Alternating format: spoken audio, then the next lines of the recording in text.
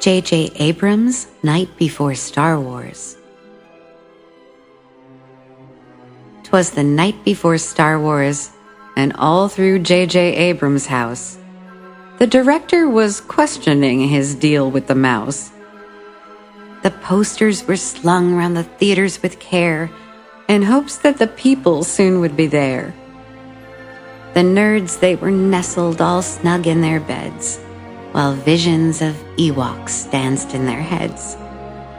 And Ma in her Leia buns, and I in my Star Wars footy pajamas, with snaps, had just settled down for a pre-release nap. When on the veranda there arose such a clatter, I sprang to my feet to see what was the matter. Away to the window I flew like the Flash, tore open the curtains after I hid all my Star Trek cash. The moons on the breast of Hoth's new fallen snow gave luster of midday to the planet's surface below.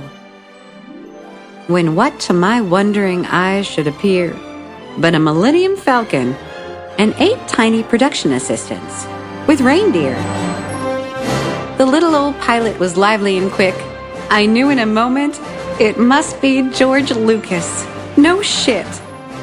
More rapid than TIE fighters flipping they came. He whistled and shouted and called them by name. Now R2, now D2, now C-3PO, on Vader, on Chewie. My favorite's Han Solo. From the top of the Death Star to Tatooine's walls, now blast away, blast away, blast away all. As dry leaves that before the wild hurricanes fly, when they meet with an obstacle, mount to the sky.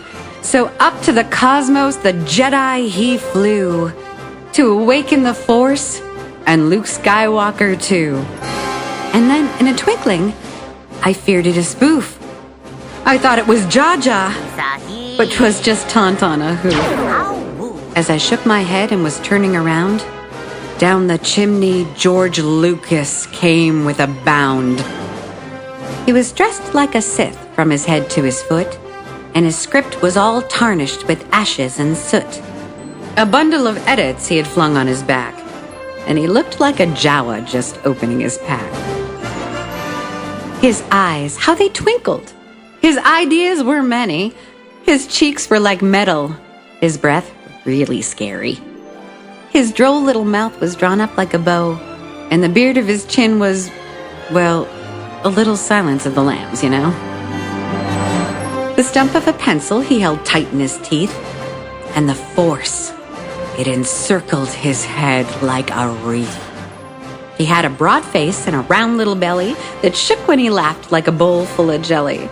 He was chubby and plump, a right jolly old elf, and I laughed when I saw him in spite of myself. A wink of his eye and a twist of his head soon gave me to know I had nothing to dread.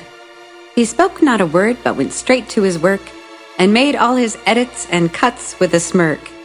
And pulling a saber from deep in his robe, swiping the air, up the chimney he rose.